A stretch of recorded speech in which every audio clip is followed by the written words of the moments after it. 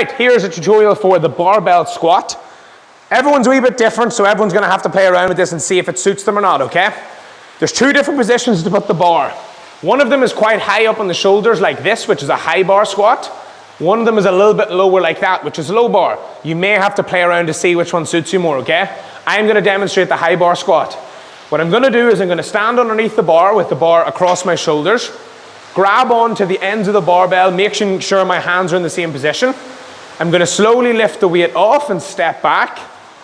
I'm going to find the foot position that's comfortable for me. And what I'm going to do is I'm going to do a standard squat the same way I would with any other movement, but with the barbell on my back, okay?